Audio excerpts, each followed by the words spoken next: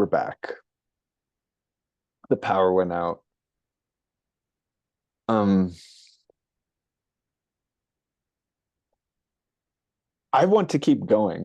I don't know where we go even from here, but I kind of just want to keep going and see if we find a natural close that isn't so abrupt. Are you up for that? Yes. Okay.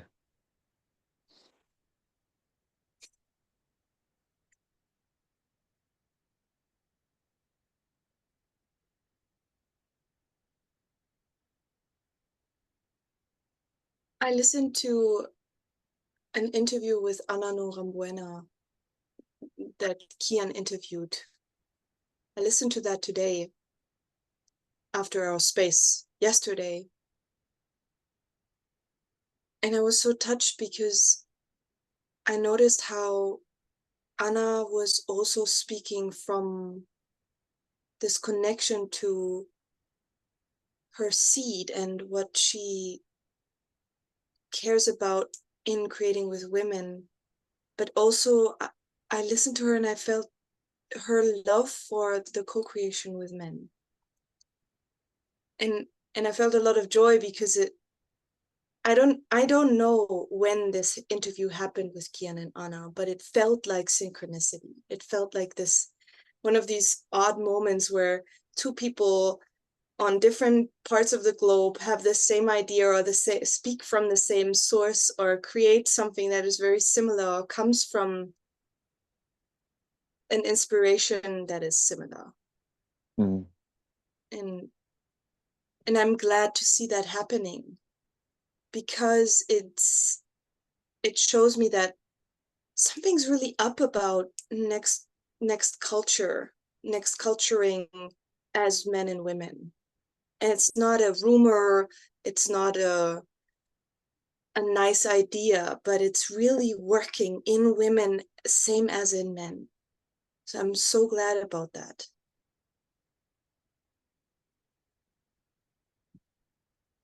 Yes. And I also want to keep going with this conversation, not only in this setting with you, but as really a part of a quest, sort of a quest that I have with me. Like how does it go to be a woman in next culture, collaborating with other women and other men? Mm-hmm. How does it go to grow up as a woman? Really step into this aliveness and creation force that I can be. And also just as a great conversation to have with people on the train, with wherever.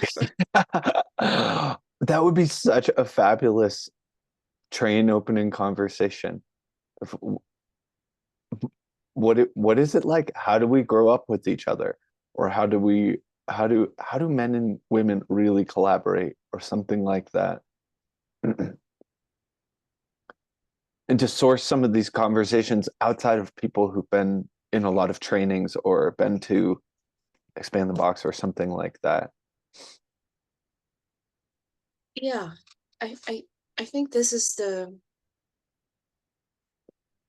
challenge or the invitation, because all this research, this juicy research close to the source is cusping sort of in the middle of archiarchy, but it cannot be created or lived or occupied without the people. So to bridge to all the people that are all also at some sort of edge, just the fact that they would talk to me in the train is a sign that they're interested in something else. So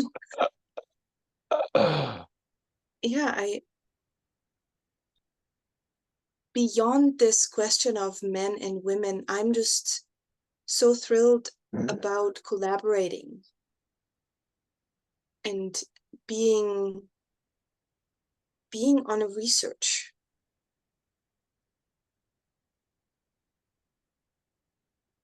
and how people can cross-pollinate each other, like Anna did with me. The words she said sparked really another dimension of what I spoke to you about,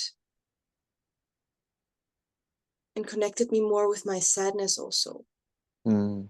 And that can happen a lot more. I would love to see it a lot more happening.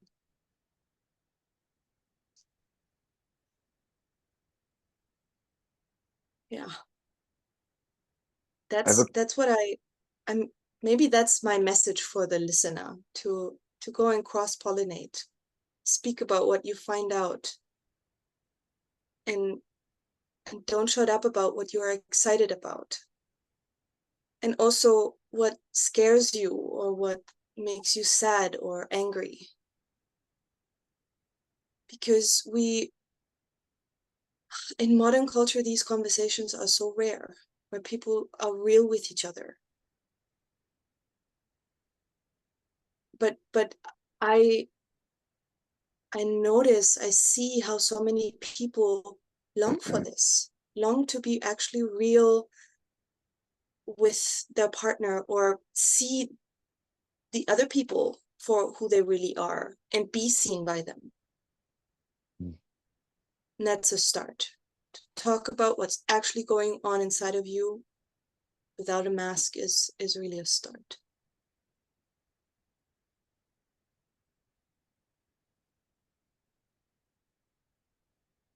I have an anecdote about that in a way.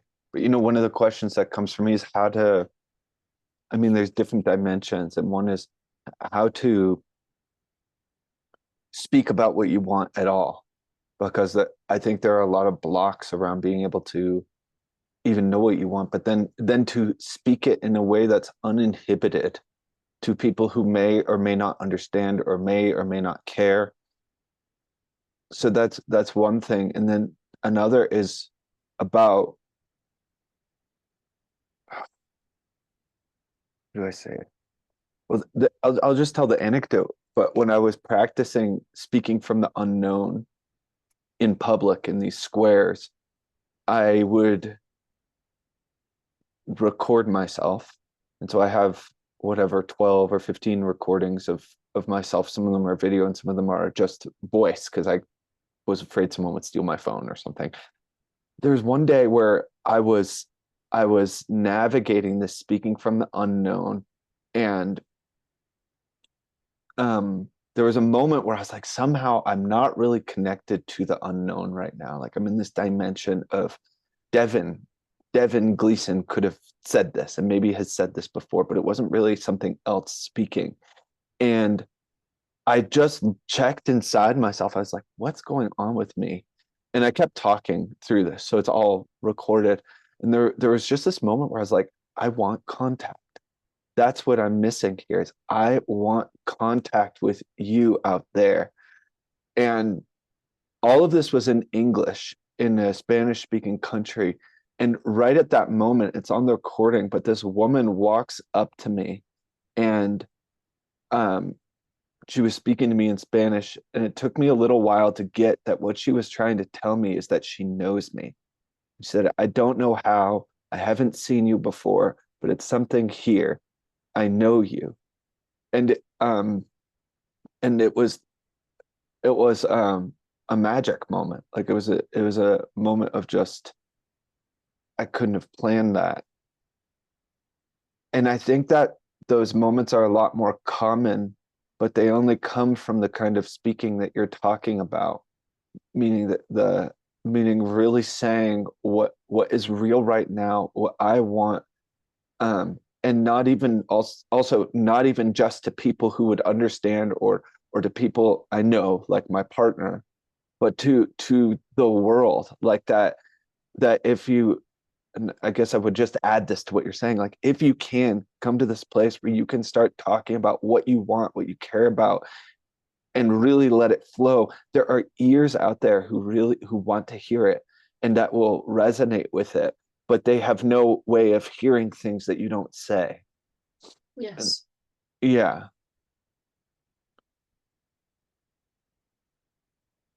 I just wanted to say that. I didn't have something else to it, but it's connected to what you're talking about. Yes.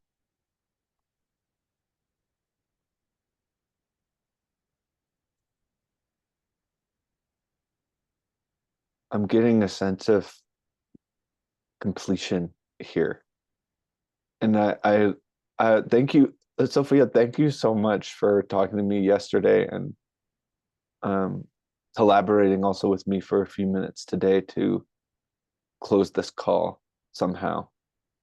It's I love walking beside you on the evolutionary path. It's like you're someone I dear to me, and more than that, like magical and inspiring, and um, I come alive more in connecting with you, which is awesome.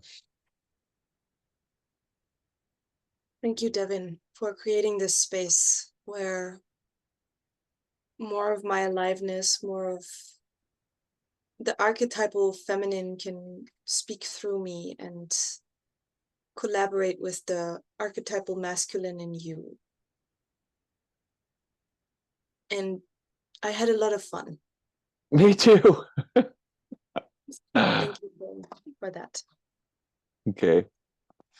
All right. I'm pausing.